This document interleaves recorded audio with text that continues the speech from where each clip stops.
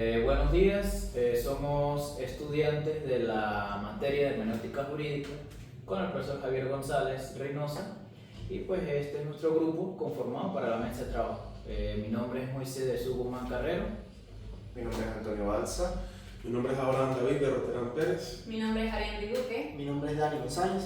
Y hoy les vamos a presentar con respecto a lo de parte del tema 1 y tema 2 de la primera mesa de estudio.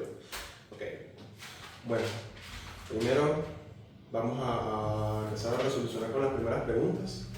Las primeras dos preguntas las hizo... De mi parte, Antonio Balsa. Principalmente vamos a iniciar como un introductorio sobre qué es la hermenéutica en un sentido general, de cómo se puede incorporar e ir utilizando tanto en el abogado como en la vida particular o en la vida diaria.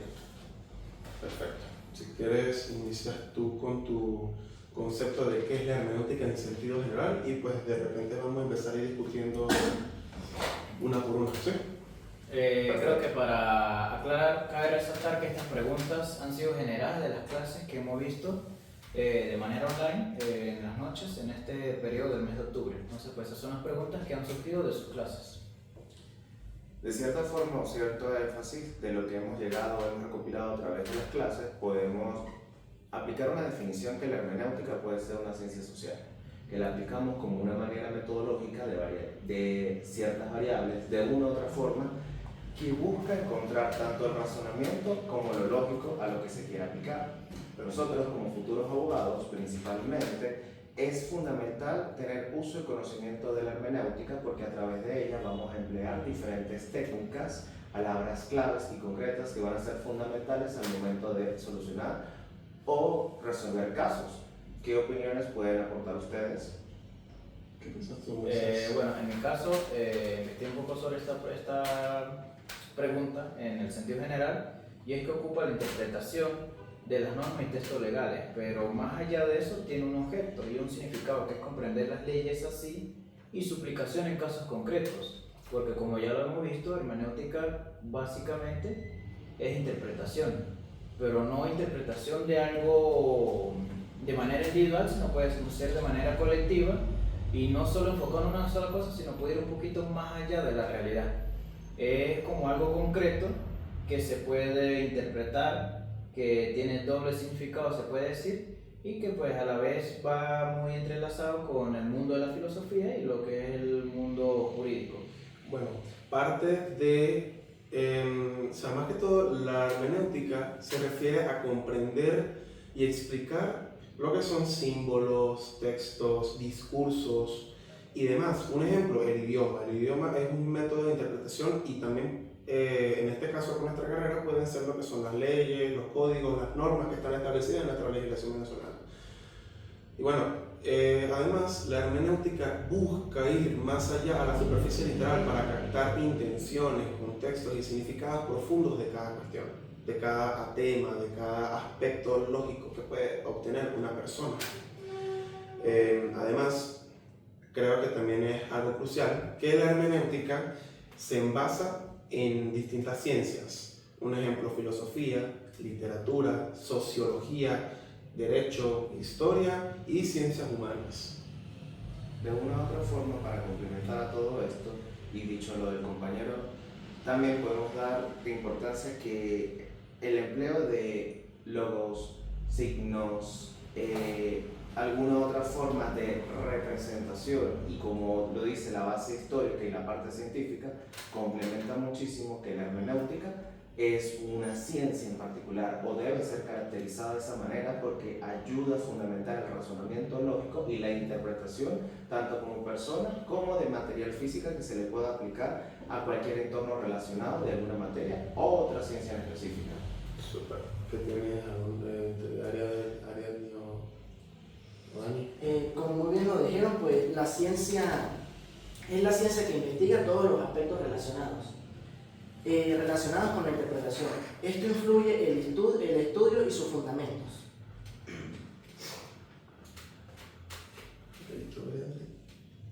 Bueno, pues yo voy a hablar un poco de cómo transformó. ¿Cómo se dice? No, pero vamos a terminar con respecto a la hermenéutica, vamos una por una. sea, preguntas de cada quien. Pues. Por mi parte, Roberto. ¿Qué es la hermenéutica? Que es la primera pregunta, en un sentido amplio, en un sentido general.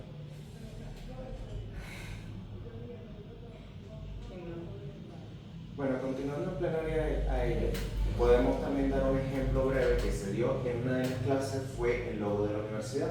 A través de ella, el profesor nos explicó un poco donde busca que la representación de este logo primero representa una marca. Por otro lado, la función de las instituciones, que a través de ella podemos plasmar enseñanzas, conocimientos y de una u otra forma busca eso, interpretar y expresar un mensaje que llegue a un público, puede ser de carácter específico o en sentido general. Sí, claro. Bueno, ya finalizando con respecto a qué es la hermenéutica, podemos pasar a la siguiente pregunta de nuestra mesa de estudio, que también la hizo nuestro compañero Antonio. En particular, esa pregunta específica es la utilización de la hermenéutica como criterio de carácter jurídico o de manera interpretativa para el abogado.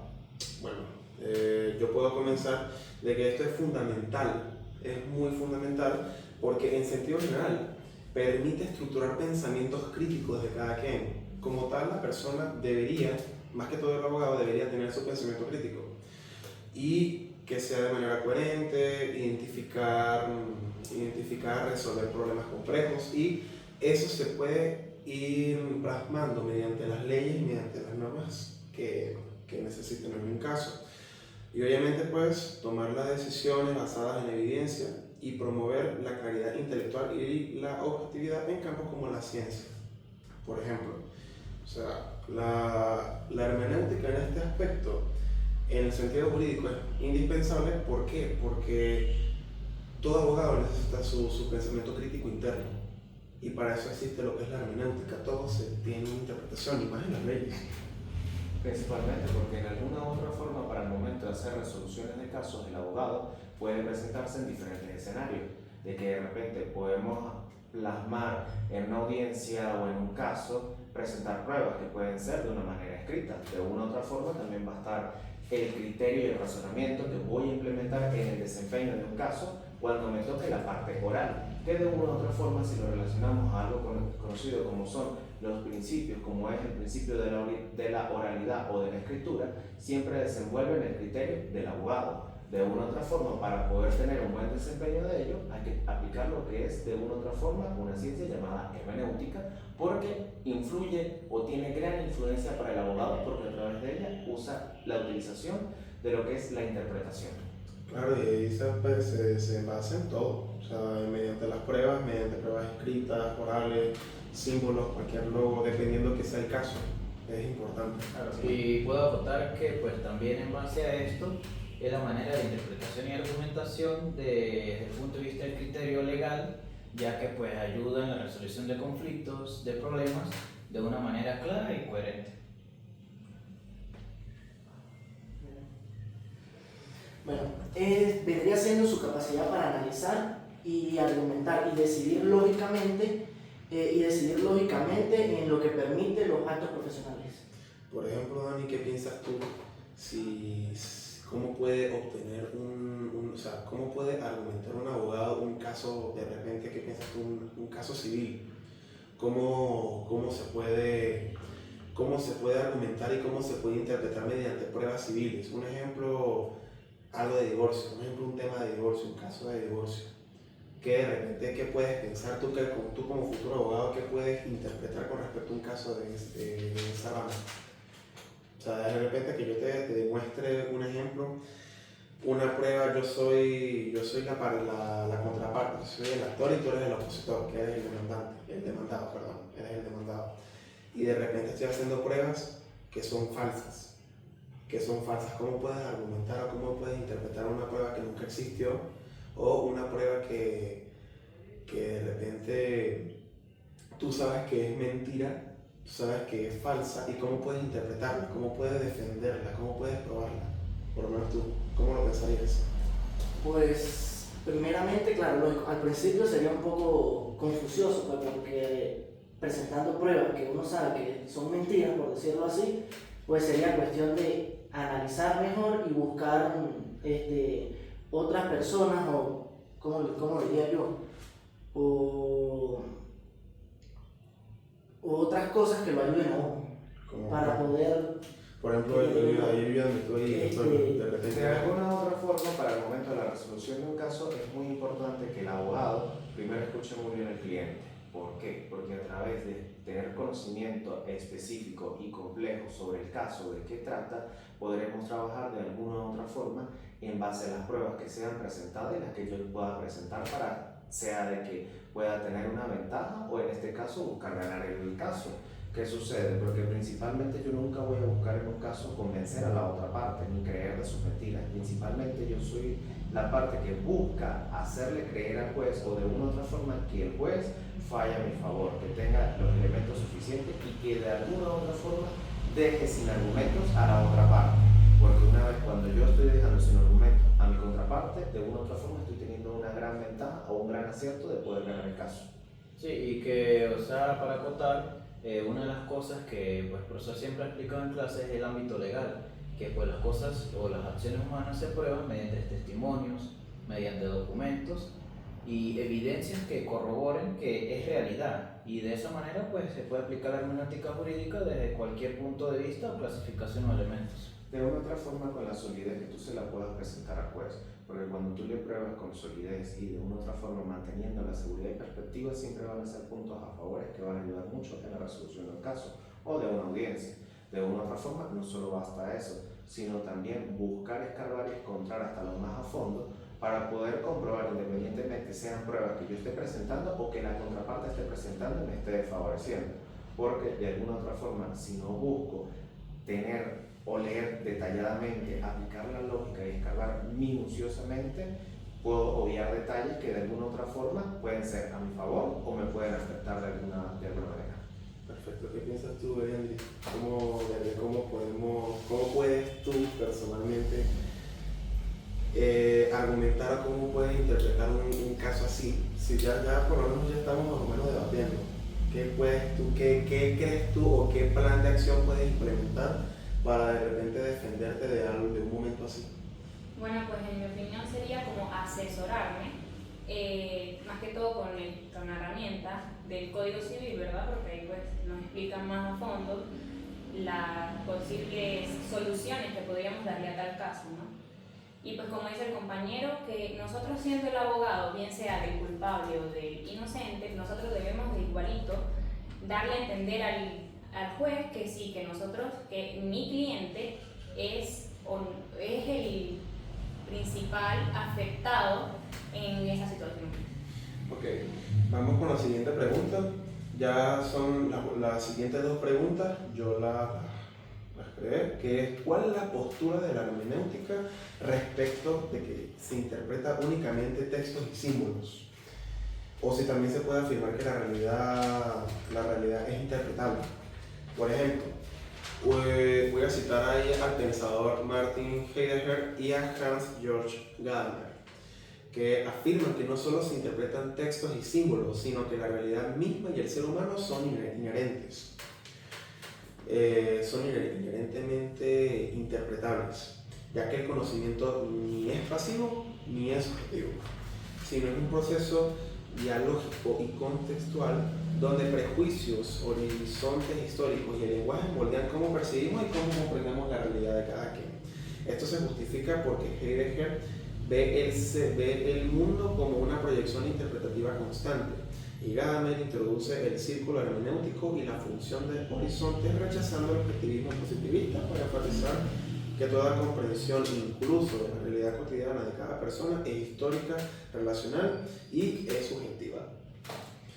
¿Qué pueden pensar sobre eso? Considerando la pregunta sobre cuál es la postura de la hermenéutica en la parte únicamente de los textos y los símbolos, puedo considerar que es clave la interpretación de los textos y símbolos porque se centra más que todo en la comprensión, pero especialmente en los contextos literarios, y pues hemos visto que la hermenéutica a la vez pues, está como muy envuelta con la parte filosófica, como también está la parte de la interpretación de la realidad, ya que pues bueno, para Hans, él argumentó que la hermenéutica se extiende más allá de los simples textos, más allá de los simples actos, que tiene un sentido común, pero que este a la vez tiene unas razones, como la contextualidad de la hermenéutica, que es la realidad que está influenciada por el contexto cultural, ya sea histórico, social o económico, y a la vez tiene una subjetividad que cada persona aporta su propia experiencia o su propia razón de vida, y que pues podrían ser una de las posturas claves que tiene la hermenéutica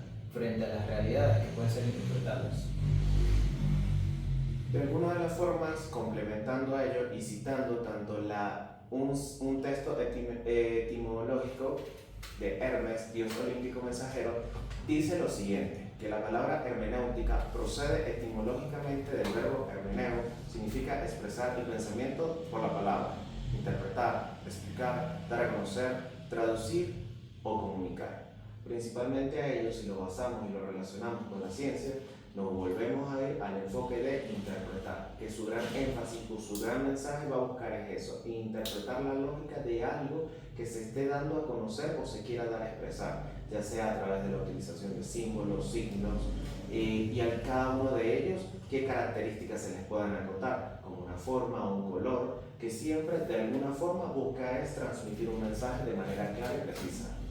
Bueno, ya para finalizar mi punto y luego escuchar las opiniones de Dani y de nuestra compañera, lo que estamos viendo con respecto a los comentarios de Gadamer, esto se denomina hermenéutica moderna, más que todo, porque hay dos aspectos, tanto clásica como moderna.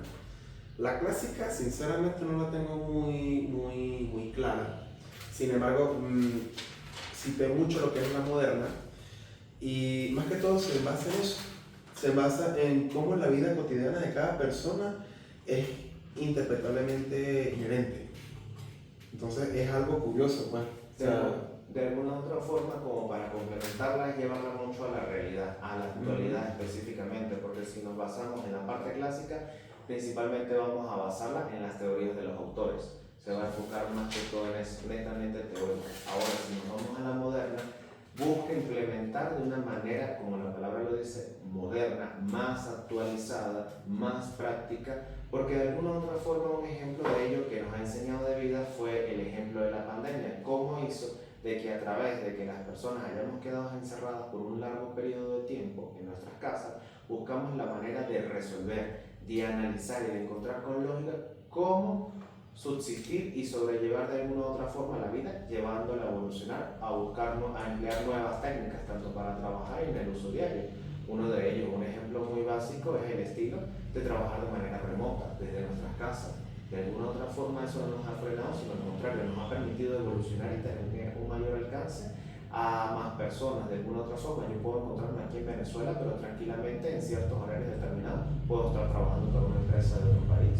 Y eso me ha permitido una ventaja de evolucionar y de buscar de manera más sutil, aplicando la lógica, poder evolucionar como ser humano. De alguna u otra forma me puede ayudar mucho en la rama como un abogado, de alguna u otra forma. No sé qué opina mi compañera Ariadne o mi compañero. Pues mi opinión sería que cada persona puede tener una interpretación única y basada en experiencia y conocimientos que tenga esa persona. Muy bien, algo que dijo el amigo de aquí, que es el alcance que ésta puede tener. Por ejemplo, la hermenéutica se centra en desentrañar el significado último de los textos de las normas jurídicas, cuando el sentido normativo no es claro. Esto nos puede dar un enfoque, ¿verdad?, que es en revisar textos y signos jurídicos y no se considera una ciencia sobre el ser ni sobre la existencia del derecho. Claro, y como muy bien lo dice, es moderno, que va más allá, digamos, a los horizontes de la realidad, porque si nos vamos a la hermenéutica clásica, se habla sobre la interpretación textual, que era la parte de la teología, el derecho y la filología. Bueno, por ejemplo, ahorita estoy más o menos aquí buscando rapidito con respecto a, porque no tengo muy claro con respecto a lo que es la hermenéutica clásica. Ya por lo menos ya tengo más o menos una visión, que son las doctrinas de antes, pues. Son las doctrinas de mucho antes, que es cuando se contextualiza lo que es el génesis de la hermenéutica. Por ejemplo, en el sentido clásico, la hermenéutica era el arte de interpretar los textos que se desarrollan en disciplinas que trataban con la interpretación de sagrados y canónicos. En este caso puede ser la Biblia, que bueno, la que es la teología, la hermenéutica juris, la filología, que es hermenéutica profana, y su función es que, siendo invocada principalmente cuando la interpretación se enfrentaba a pasajes ambiguos, su finalidad esencial era normativa, o sea, era de obligatoriedad. Y pues mira, eso no lo sabía. Sí, y cabe resaltar que, pues bueno, ya como mucho lo ha repetido el profesor en clases, la hermenéutica nace en Roma, porque pues Roma, digamos que fue el pilar fundamental o el impulso de todo lo que es el mundo jurídico, y pues a su vez dieron sus diferentes interpretaciones, sus diferentes maneras de actuar, de pensar, y pues de ahí, digamos que se engloban todos estos temas que tienen que ver con la hermenéutica. Exactamente, es una de las cosas que debemos tener muy presentes como futuros abogados, de que de alguna otra forma el área jurídica parte desde Roma. También algo fundamental de complementar a ello es conocer qué es interpretar, porque si lo podemos ver muy claro, de alguna otra forma para cada teoría o idea que queremos plasmar al momento de hablar de la hermenéutica siempre se refleja la palabra interpretar. De alguna u otra forma es evidente que es bueno tener claro que interpretar puede implicar fines, principios, objetivos, descubrir y de alguna u otra forma esclarecer en algún sentido alguna forma particular, algún contexto, alguna teoría, y que quede de la manera más clara y precisa partiendo de diferentes puntos de vista, porque como podemos tener claro, cada persona tiene un pensamiento diferente y la manera de razonar o de interpretar puede ser distinto, pero ¿qué busca esto? Que siempre se encuentre un mismo fin con una misma lógica a todo ello. Perfecto. Vamos con la siguiente pregunta, que es ¿cómo influye específicamente el poder y las relaciones de poder en la producción y aceptación de ciertas interpretaciones en la vida cotidiana de las personas? Por ejemplo, esto influye específicamente en la producción al determinar quién controla los recursos, discursos y plataformas dominantes, como es en la hermenéutica de crítica de Foucault, desde donde el poder saber genera conocimientos que legitiman estructuras sociales y excluyen voces alternativas, moldeando prejuicios desde el inicio en la aceptación. Imponen interpretaciones a través de coerción, hegemonía y normalización, distorsionando el diálogo de Gadamer. Entonces ves como cada doctrina cada doctrina se contradice. O sea, uno dice que 2 más 2 es 4 y otro dice que 1 más 1 más 1 más 1 es 4. Pero al fin y al cabo es el mismo resultado. Solo que pues tienen sus maneras sus distintas maneras de pensar e interpretar. Y bueno, interpreta más que todo son desigualdades, porque por lo menos aquí dice que urge una crítica reflexiva para fomentar lecturas emancipadoras de cada quien. Entonces, ¿esto qué quiere decir? Yo lo pienso de esta manera. Yo pienso que, como lo dijo Dani en la antigua pregunta, cada quien en su perspectiva y cada quien en su experiencia tiene una hermenéutica muy distinta, muy particular. Pueden ser distintas, pero al momento de debatirlas y compartirlas puede llegar a ser distintas. Es como un ejemplo que tengamos, que haya una manga acá, un mango, y que de este lado yo vea, bueno, el mango está maduro, pero del lado de Dani dice que está verde. Entonces son distintas perspectivas que uno tiene que, como dice retóricamente, uno tiene que ponerse en el zapato del otro para poder ver cómo es la hermenéutica y la realidad de cada quien. No, y de que de alguna otra forma hay que tener presente las características y los elementos que se puedan presentar en diversas teorías, porque si nos vamos a cada teoría diferente pueden tener una manera de interpretación distinta, pero todos tienen un mismo fin, llegar a esclarecer en un punto que es la hermenéutica, de qué manera es valiosa, cómo es aplicable, y teniendo a fondo tanto los conocimientos que hemos ido adquiriendo a través de las clases y de alguna otra forma en nuestra formación como futuros abogados, podemos esclarecer de que la hermenéutica es más amplia, no solamente va a ser aplicada para el área jurídica, puede aplicarse de alguna otra forma para otros diferentes tipos de ciencias, otras profesiones, solo que cada una de ellas va a estar adaptada de acuerdo a sus características y elementos que puedan presentar. Claro, se condiciona a cada área. Pues. Sí, y creo que un poquito más allá, de manera legal, por así decirlo, creo que esta pregunta también influye mucho en lo que es el control institucional, que son los tribunales y jueces que se encargan de ser intérpretes de la ley, como también los legisladores que tienen la capacidad de redactar y modificar leyes. Pero también cabe resaltar que dentro de esto también siempre la justicia tiene sus desigualdades sociales, tiene sus representaciones legales, pero a su vez también tiene su doctrina y jurisprudencias. Por eso es fundamental siempre tener presentes los elementos, porque en cada una de ellas siempre se va a ubicar en un, como lo dice, cada elemento o cumplimiento de características puede cumplir un tiempo y un espacio, una comunidad específica o qué intención busca crear o interpretar en ese espacio. ¿Qué piensas tú, Mariana? Bueno, más que todo yo me voy más por la parte en la aceptación de interpretaciones, la presunción y la autoridad, ¿cierto? Porque el poder influye en que interpretaciones son legítimas y aceptadas por una comunidad. Esto se evidencia en el argumento autoridad, estrategia de presunción y la interpretación en comunidades. Pues a mí me parece que entender estas dinámicas es esencial para promover una sociedad más equitativa y pluralista, donde diversas interpretaciones pueden coexistir y ser valoradas.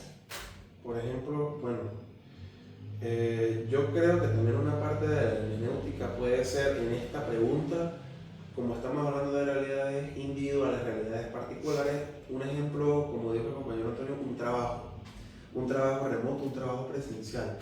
Un ejemplo, tú, Dani, que de repente estés trabajando de manera presencial y yo trabajo de manera remota. Y yo te puedo decir, no, Dani, trabaja de manera remota que es mucho más fácil. Y te cuento mi experiencia del por qué es más fácil. Pero tú dices, no, Abraham, me parece mejor la presencial porque en la presencial yo aprendo mucho más que la remota. Eso es como una clase virtual. Es dependiendo de la percepción y la visualización de cada quien. En si le funciona más una clase presencial o una clase virtual. Claro, eso es dependiendo pues de cómo uno o como el cerebro de nosotros puede asimilar la información, ya que no todos somos iguales y pues si tú lo entiendes de esa manera, yo no puedo entenderlo de esa manera. Son dos técnicas o métodos distintos que cada uno puede aplicar y de acuerdo a la capacidad, la forma de interactuar, la persona ve de qué manera se puede desenvolver de forma más eficaz. Por ejemplo, yo puedo tener la capacidad de desenvolverme muy bien de manera remota, distribuir mi tiempo. De alguna otra forma lo planteo. Por ejemplo, con la realidad en mi caso, actualmente tengo un horario en el cual debo cumplir en la facultad para llevar mi materia. Pero también me desenvuelvo de manera remota y puedo realizar otro tipo de actividades que me desempeñen de alguna forma para poder obtener ingresos. De esa forma permite que yo controle mi tiempo, hago de manera eficaz, eso sí, fundamental, de que mi trabajo lo esté cumpliendo a la perfección y que esté cumpliendo con lo requerido de acuerdo a mi desenvolvimiento. Otra muy distinta es una persona que no es capaz de adaptarse a un método de trabajar desde casa y sí o sí, simple necesita quedarse como a la forma más clásica, como para ejemplificarlo, que es ir a una oficina, cumplir un protocolo de un tiempo determinado y de alguna otra forma es válido porque es su método o su forma para poder desempeñarse como profesional. Bueno, vamos con la siguiente pregunta. Ya vamos 5 preguntas yo considero que estamos yendo muy bien. Yo considero que estamos yendo muy bien porque ya estamos más o menos entendiendo con respecto con ejemplos. Sobre las siguientes preguntas fueron las que yo realicé en base a las clases vistas, en base a lo que entendimos o en particular lo que yo entendí. Y pues una clase hablaba mucho sobre lo que eran las acciones humanas, que si estas se pueden probar o se pueden interpretar. Desde mi punto crítico está el ámbito legal, que fue lo que acotaba hace rato, que es la utilización de evidencias, testimonios y documentos. Pero encontré que también están los métodos empíricos, que en ciencias sociales se realizan estudios para probar hipótesis sobre el comportamiento. En materia legal, sí podría decir que se prueban, porque pues como lo dice, tienen sus testimonios, tienen su documento. Un caso no puede llevarse a cabo sin evidencias, sin testimonios, ni documentos o digamos cualquier prueba que nos pueda servir para realizar un caso, porque no sería un caso como tal, no tendría una interpretación concreta, clara, precisa, puedo decir que coherente también, porque como un caso se va a basar en cosas que no existen o no son realidad. Pero también en la parte de las acciones humanas están las perspectivas subjetivas y que estas acciones se interpretan según contextos culturales y personales. Y como tal la hermenéutica pues son los significados y contextos detrás de las acciones que pues pueden englobar todas estas cosas en la manera de interpretar cualquier ámbito, cualquier experiencia, pero dependiendo de su postura o desde su punto de vista crítico. Bueno, Yo voy a hablar de una parte más realista, de no tan teórica. Yo considero que las acciones humanas cada quien las interpreta, no se prueban. ¿Por qué?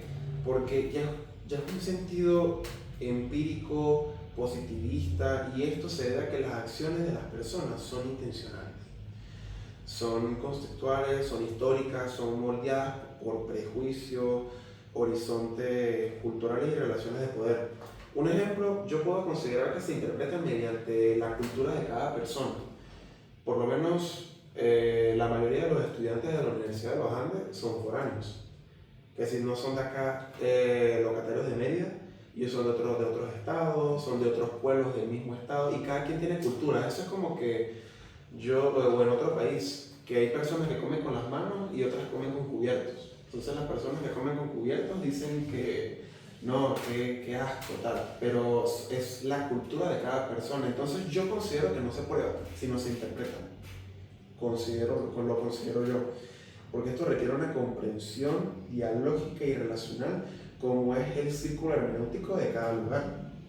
O sea, por ejemplo, lo que son los modales, cultura o sencillamente lógica formal y material.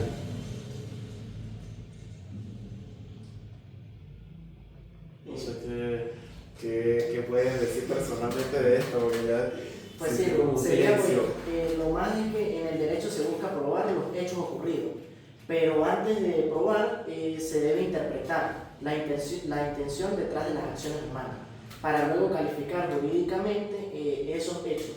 Complementando con lo que dice el compañero, es un tema muy complejo porque todo va a depender de acuerdo al escenario que se esté desenvolviendo una acción humana, porque puede ser de que estemos hablando de un contexto social, un grupo de amigos que estemos simplemente hablando, no hay ninguna acción que violente, simplemente está siendo de forma interpretativa. Como dice el compañero Abraham, puede que de repente vamos a un restaurante y a la hora de comer cada uno, si tiene una cultura diferente, no sé, vamos a un restaurante de una pizzería, que es algo muy común de saber. Para algunas personas les puede gustar y parecer de muy buena educación comer la pizza con la mano porque es algo tradicional, y otra muy diferente por cultura dice no, o sea, no va en el contexto, yo como con cubiertos. Claro, dependiendo del lugar Es un ejemplo, por eso. Buenísimo. Pero si vamos de una manera más compleja, que si estamos en un escenario de un juicio, yo como persona o como abogado defensor, si estuviera en esa parte, estuviera defendiendo a mi cliente, no, de que mi cliente realizó tal cosa, pero mi cliente sabe qué fue el hecho que sucedió y qué él hizo, pero la contraparte, por querer ganar ventaja de alguna otra forma, querer ganar, puede aplicar lo que es la interpretación, pero a la vez buscando crear escenarios nuevos con pruebas que puedan ser falsas o de alguna otra forma buscando parecerlas ver ciertas. Por eso es muy complejo poder tener una definición exacta de las acciones humanas, porque de alguna otra forma va a ser de que lleguen de manera correcta o de manera distorsionada. Claro, porque aunque los hechos se prueban, si se argumenta sobre la perspectiva de los hechos, incluye actuanentes y agravantes o intencionalmente. Bueno, ya saliéndonos un poquito de acciones humanas, yo considero también que esto puede ser un ejemplo, no sé si ustedes me corrigen, de repente en un juicio, que un ejemplo muy claro hoy en día, que es la comunidad LGTB. De repente, que acá en la legislación venezolana no existe el matrimonio igualitario. No existe. Entonces, un ejemplo, que esta pareja igualitaria se case en otro país, donde sí su legislación lo apruebe.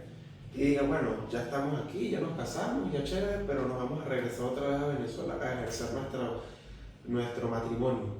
¿Ustedes qué pueden creer con respecto a eso, a esa acción humana y acción legal? ¿Creen que tenga validez acá? No. De repente, si se quieren divorciar acá. No, porque aquí de alguna otra forma, como lo dicta la Constitución, no hay ningún artículo que plasme o alguna ley que de alguna forma avale o aprueba y pueda reconocer ese tipo de derechos que en otro país sí los pueda tener. De alguna otra forma, en esos casos tendrían que irse a casos internacionales, juicios internacionales que ameritarían del apoyo del país, del país donde perteneciente, fueron. si no estoy errado o equivocado en ese contexto, para poder desenvolver eso. Pero en Venezuela, como tal, respecto a ese tema, no hay algo o alguna validez jurídica que pueda avalar y pueda defender ese tipo de Y hechos. eso se interpreta. O sea, Claro, ahorita ahí ya es como donde estamos también interpretando. la interpretación de cada persona puede depender de lo que piense y Una cosa es la acción de interpretar y de lo que yo pueda pensar dentro de este contexto o en este país, y otra muy distinta es la validez y lo que la razón puede dictar a través de las leyes. Exactamente. Bueno, vamos con la siguiente pregunta. No sé. La siguiente pregunta es: ¿cuál es la problemática de la hermenéutica filosófica? Pude investigar que dentro de estas problemáticas está la interpretación del lenguaje y la subjetividad. También se puede decir que está la conceptualización y la relación entre el texto y el autor, porque pues tiene una vinculación en cierta parte del autor, y pues su contextualización, porque como lo hemos dicho, tienen sus distintas maneras de interpretarse, y su subjetividad depende de cada criterio, puedo decir, de cada objetivo de la persona, porque creo que más antes de seguir con estas preguntas, decíamos que cada persona tiene su manera de aportar, dependiendo de su vivencia, a su realidad, a su modo de ser, y pues digamos que su manera de pensar también. Bueno, yo puedo aportar que críticos como Jürgen Habermas argumentan que esto ignora la posibilidad de un consenso racional universal. ¿Por qué? Porque prioriza el diálogo sobre la crítica emancipadora, mientras que positivistas lo acusan de subjetivismo excesivo, incapaz de probar verdades objetivas.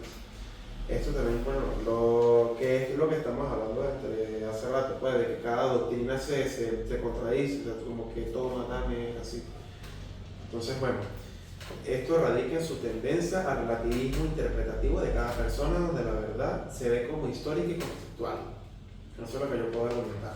Sí, que aparte de eso, a complementar, algo que se nos escapa hace rato desde que al momento de no solamente va a ser interpretar, sino también buscar ver la realidad y de alguna otra forma cómo se ve la realidad a través de pruebas, evidencias. Eso es algo muy concreto, algo físico que de alguna otra forma va a pesar más, por lo menos en el ámbito jurídico o en el ámbito que nos estamos desempeñando como futuros abogados. Debemos tener presente de que podemos tener la verdad, podemos saberla y podemos transmitirla, pero ¿cómo hacemos para que crean en esa verdad? De alguna otra forma, si no tenemos pruebas como tal, hechos sólidos que consoliden eso, de alguna otra forma la verdad no va a prevalecer si no hay una forma de poder plasmarla. A ver, ¿qué me ayudas tú ahí, Dani? Vamos a terminar de complementar esta pregunta. pues a esta sí no tengo nada que aportar, pero no, a este tipo de preguntas. Ok. Bueno, y para ti, ¿cuál es el problema de la hermenéutica? ¿Cómo se puede definir? Filosófica. No tengo nada que decir.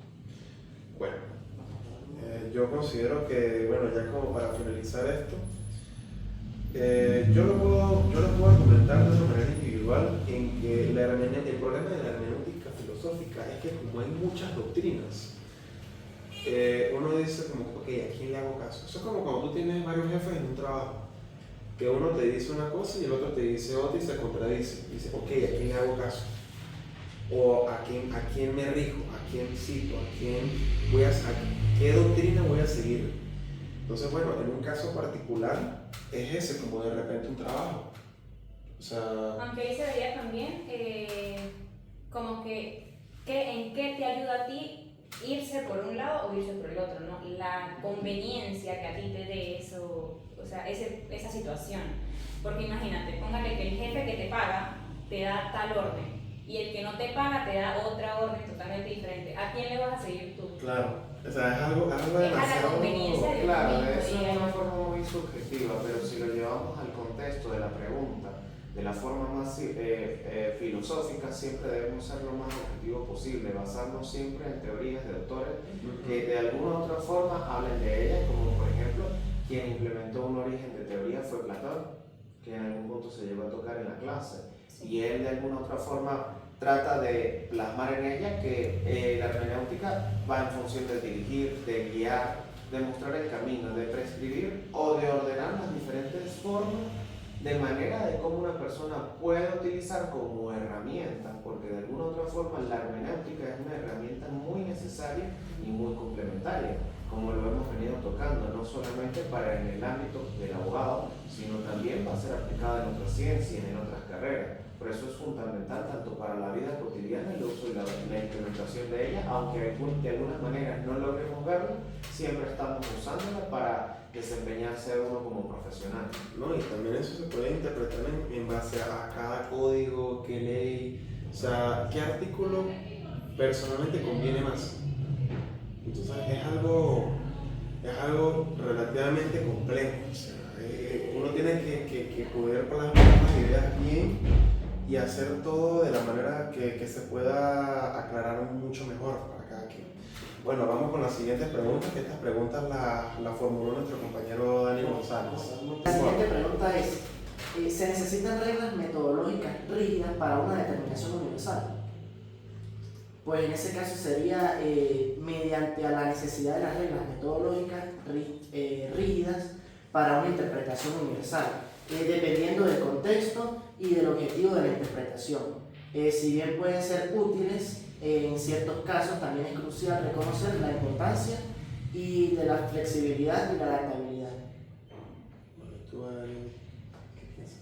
Bueno, pues de acuerdo con las fuentes, la hermenéutica filosófica, ¿verdad?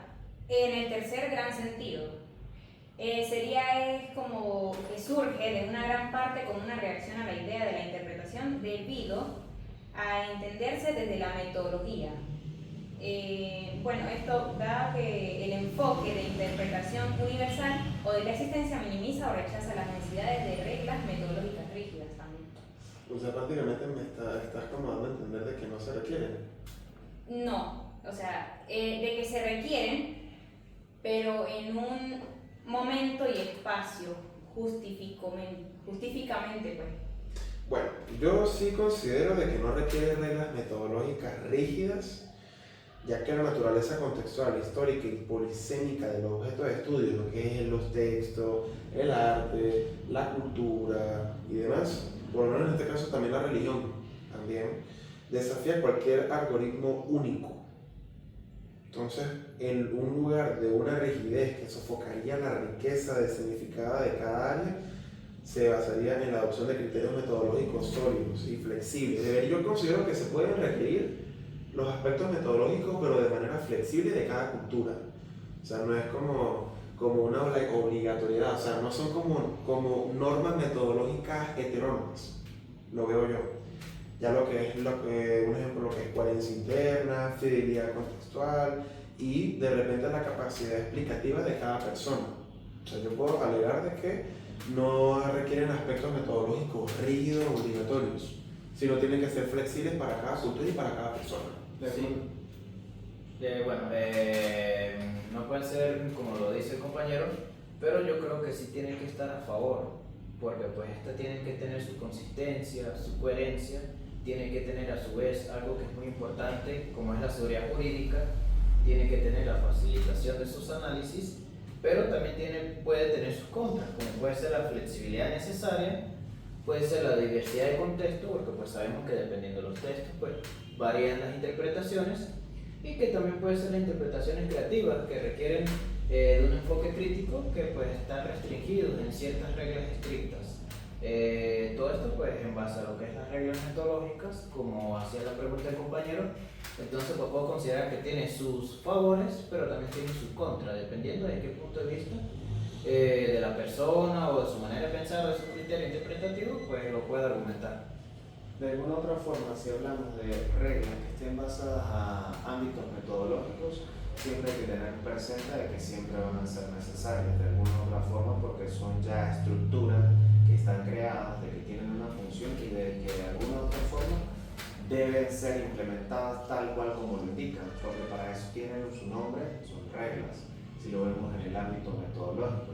Pero si lo llevamos de un punto más subjetivo, aparte de ello, e interpretativo, de alguna otra forma no va a cumplir un patrón de una regla, porque a lo que llevamos anteriormente. Si yo estoy interpretando algo desde un punto de vista, cada persona tiene su manera de interpretarlo.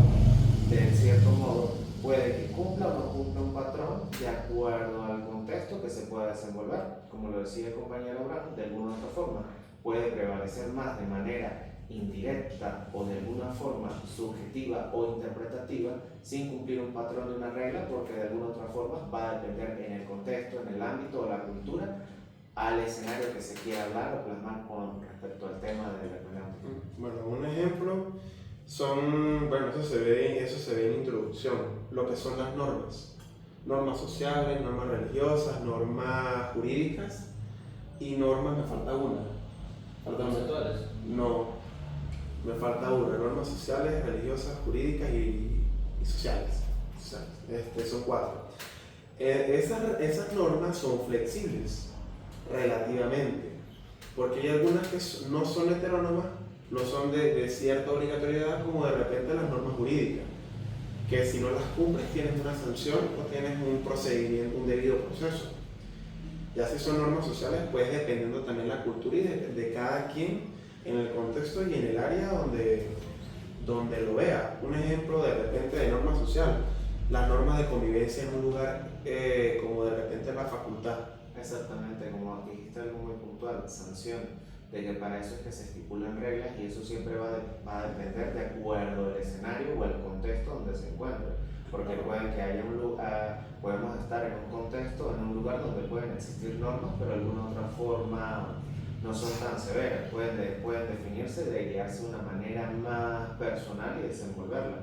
Ahora, donde hay algunas que pueden ser en un sentido mucho más estricta y a raíz de ello va a acarrear una merecida sanción si estás irrumpiendo o rompiendo esas reglas.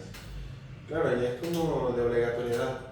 Ahí sí yo concuerdo con Dani y con Ariane de que tiene que ser normas metodológicas rígidas, dependiendo del contexto y dependiendo del... Sea así o sí. Ahí sí yo estoy de acuerdo ahí. De alguna otra forma se pueden ver como unas reglas. Ok, ¿le repasamos a la siguiente pregunta o tienen algo más que...? Ok, vamos a la siguiente pregunta entonces. ¿Debe la hermenéutica limitarse a ser un arte auxiliar y normativo para interpretar textos ambiguos, o su rol principal es ser el fundamento metodológico para todas las ciencias? Pues en este caso ambas perspectivas tienen su validez y pueden coexistir. Ok, yo considero que la hermenéutica trasciende de su rol inicial como un mero arte auxiliar o conjunto de reglas normativas para la interpretación de los textos ambiguos, que ahí sí ya pues hablaríamos de hermenéutica clásica. Por lo menos lo que son, más que todo establece fundamentos metodológicos y filosóficos esenciales de toda la ciencia del espíritu, y también de las ciencias como es literatura, derecho, sociología y demás. Y bueno, esto también busca captar las manifestaciones y vivencias del espíritu humano a través de los signos y expresiones de cada persona. O sea, de repente yo considero que no se debería limitar a un arte auxiliar, sino debería acondicionarse a la cultura de cada persona, que ya ahí sí estaría haciendo como una transición entre lo clásico a lo moderno. No sé qué... Sí, en base a lo que dice mi compañero Abraham, también considero que la hermenéutica no se limita simplemente a ser un arte auxiliar, porque pues solo se enfoque en interpretación de texto, en interpretación de símbolos o de cualquier criterio, sino que más bien puede ser, o muchos autores lo han considerado, un fundamento metodológico esencial en la ciencia de lo que es el espíritu de la persona, porque la hermenéutica como técnica auxiliar se enfoca en la regla de interpretar textos difíciles o ambiguos y que tiene un fundamento metodológico, pero creo que, como ya lo hemos resaltado en estos momentos, la hermenéutica va más allá de lo que parece la realidad y pues, como lo dice, se enfoca más en la ciencia del espíritu de la persona, más no se limita como un simple arte de interpretar. De alguna otra forma también lo veo desde ese mismo punto de vista, de que podemos ver cómo trasciende y cómo evoluciona, cómo desde la parte más clásica, sus bases teóricas, sus fundamentos teóricos de antiguos autores lo definen, lo hablan, lo desenvuelven, lo describen y desarrollan, y al final de ello, cómo lo adaptamos de una manera más moderna, cómo en su evolución se va adaptando al ser humano y se va adaptando de una forma más interpretativa para la expresión de cada persona, cada cultura o el significado que el lugar lo merita y lo quiera ver. Bueno, como dijo mi compañero Moisés, también está con lo de la ciencia del espíritu, ¿no? Diddley enriqueció la hermenéutica con una función como estudia las reglas y los métodos de la ciencia de la comprensión. Puede servir también como un fundamento metodológico para todas las ciencias del espíritu, o también puede incluir que si las humanidades, la historia, la teológica y la filosofía también. De alguna forma el autor Diddley se está enfocando mucho en la parte clásica, Exacto. principalmente porque está mostrando formas metodológicas y una manera de cómo poder adaptarlo, pero a medida de que va evolucionando y va trascendiendo, el tiempo trasciende, vemos su evolución y cómo lo va adaptando a un entorno diferente, de alguna forma más contemporánea. Exacto. Bueno, y ahí de repente, William Diddley es parte de la génesis de la hermenéutica, de la interpretación, porque él es quien transforma la función de la hermenéutica, que ahí es cuando caemos a la siguiente pregunta que la realizó nuestra compañera Ariadne, de cómo transformó William la función de la hermenéutica. Ahí sí nos puedes ayudar con eso, Ariadne. Bueno, pues yo diría que él la transformó al dotarla de una nueva y fundamental función, llevándola más allá de su rol clásico y auxiliar. Él se centró más que todo en la comprensión humana, dentro de un contexto histórico y cultural, proponiendo un enfoque metodológico que resalta la importancia de su interpretación en las ciencias. Bueno, yo investigué un contexto más o menos histórico, porque Diddley, al trascender su función tradicional como un mero arte auxiliar o técnica normativa para la interpretación de textos difíciles y complejos, lo convierte en el fundamento metodológico y epistemológico de la ciencia del espíritu, que pues la palabra es Geisteswissenschaft, o sea, es un contexto muy largo, y su objetivo central fue establecer una base científica para disciplinas como la historia, sociología y literatura, solamente las tres, dando diferencias de las ciencias naturales y las ciencias humanas, que fue cuando trasciende y evoluciona.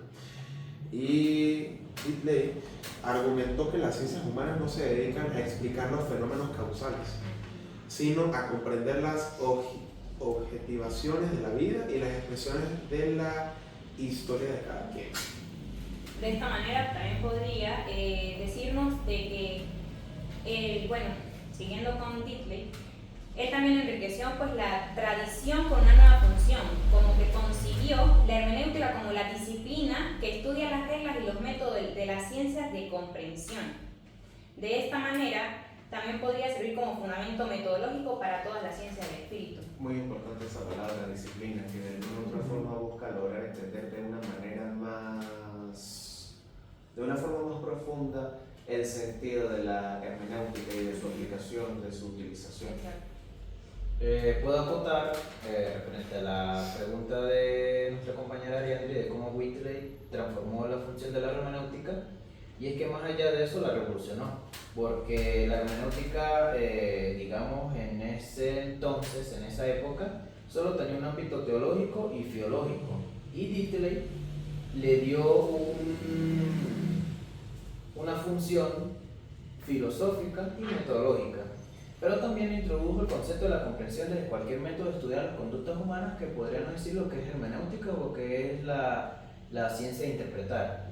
Pero también propuso que las experiencias vividas es el punto de partida para interpretar la realidad histórica y cultural de una persona o un individuo, dependiendo de buscar, alejándose un poquito de lo que son las leyes universales, de lo que era el sentido de las acciones, y pues se la ha catalogado como la hermenéutica diddleyana, que busca entender el sentido de los individuos y sus contextos concretos al momento de poder interpretar en base a lo que Diddley pues ha transformado y revolucionó lo que es la hermenéutica jurídica. Bueno, ¿les parece que pasemos a la siguiente pregunta? Sí.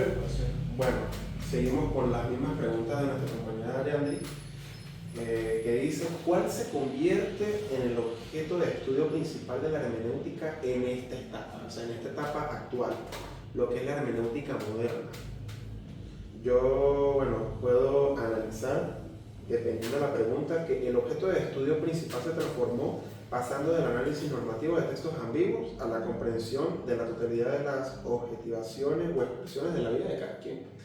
Y a través de ellas, la vida psíquica y el sentido histórico ya no se limita a documentos escritos, sino se abarca a otras formas de interpretación, ya que son más que todo ya el espíritu humano, cultura, hoy en día de repente el internet, las plataformas digitales, redes sociales, revistas informativas, y ya por lo menos ya hoy en día ve cómo hemos evolucionado, que ya ni siquiera necesitan periódicos, sino ya son periódicos digitales. Entonces, bueno, hasta esas acciones y esas costumbres ya han evolucionado. Entonces, bueno, yo puedo convertir de que estas son el medio por el cual la vivencia individual y colectiva se hace accesible al estudio histórico de ese entonces.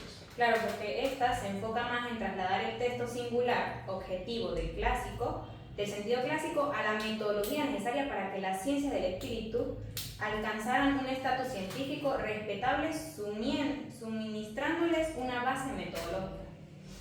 Bueno, puedo decir que en base a lo que decía el compañero Abraham,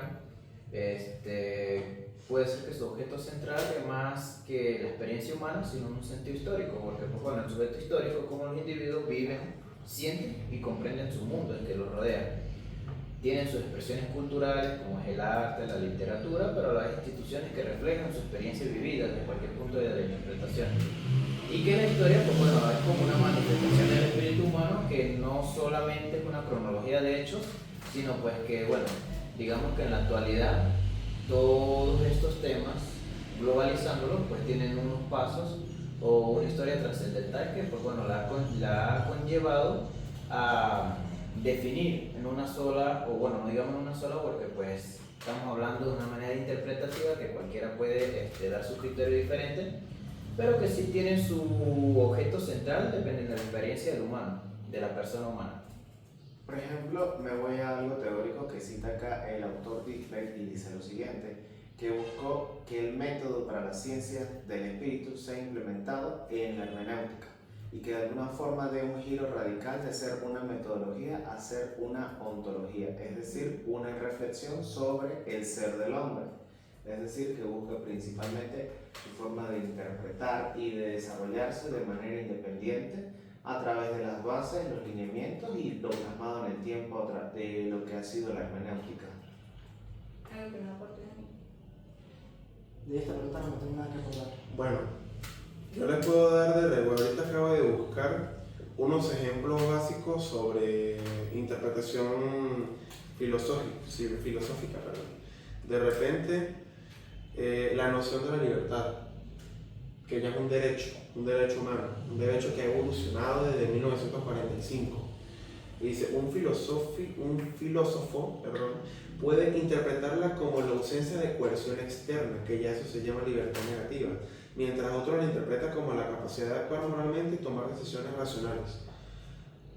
Yo lo puedo argumentar, o sea, ¿qué tiene que ver esto con la interpretación?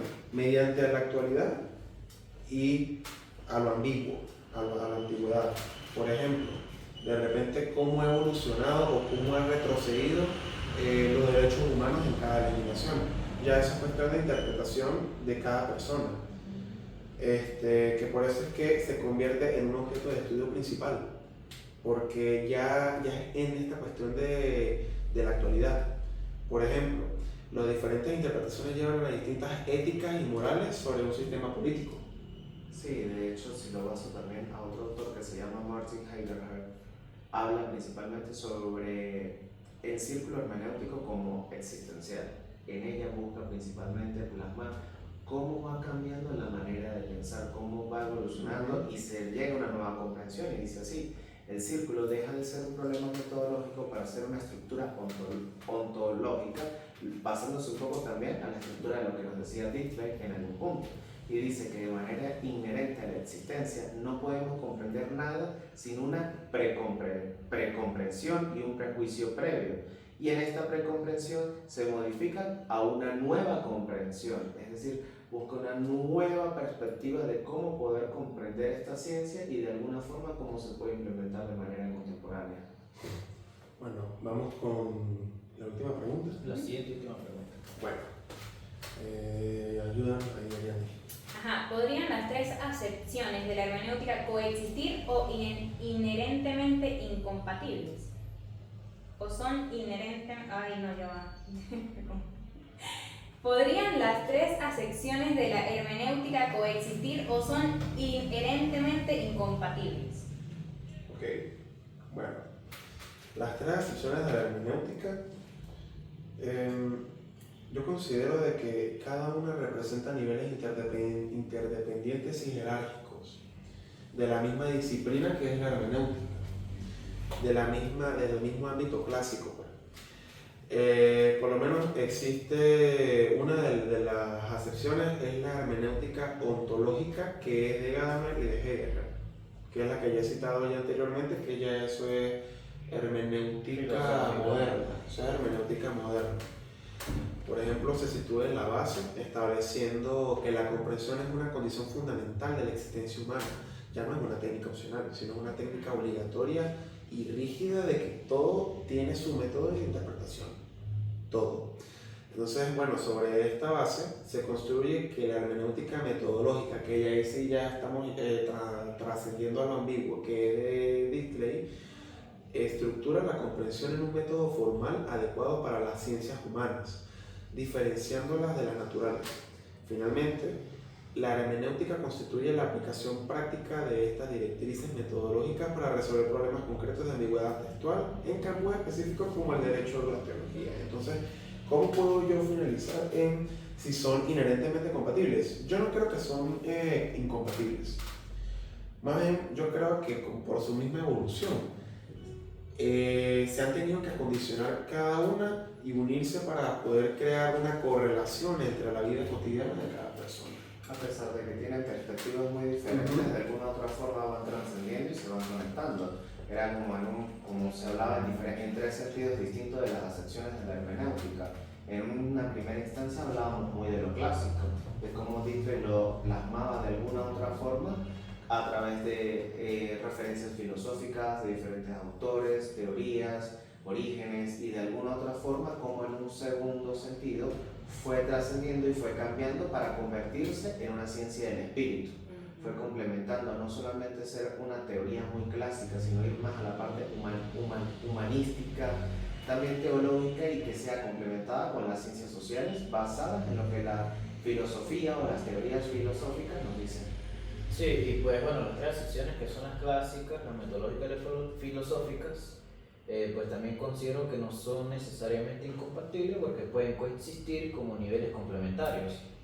La clásica se enfoca en el texto, lo metodológico en el sujeto y la interpretación y la parte filosófica del ser que está siempre interpretando.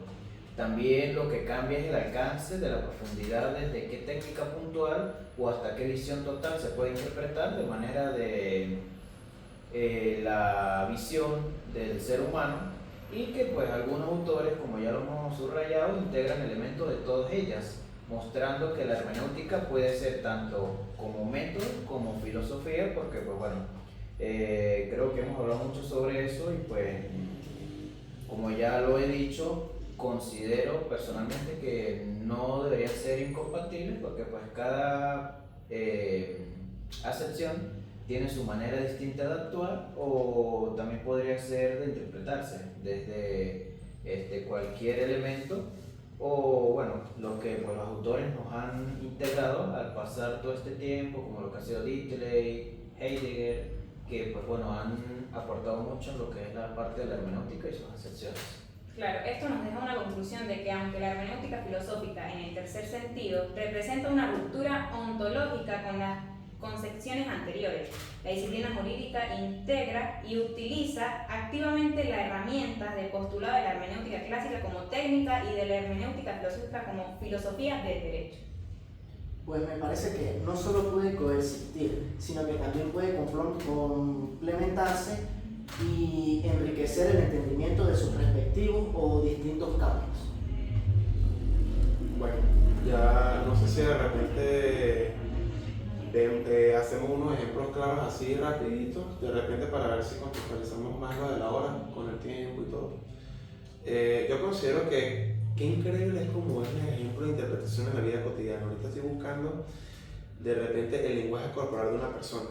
Si cruza los brazos, que de repente, bueno, se puede determinar o se puede interpretar como estar a la defensiva, en desacuerdo o sentirse incómodo en el contexto en el que esté. O sea, y ya por lo menos ahí estamos contextualizando una de las preguntas que son de las acciones humanas, que fue Moisés, que dice que las acciones humanas se interpretan, no se prueban. A eso es un claro ejemplo.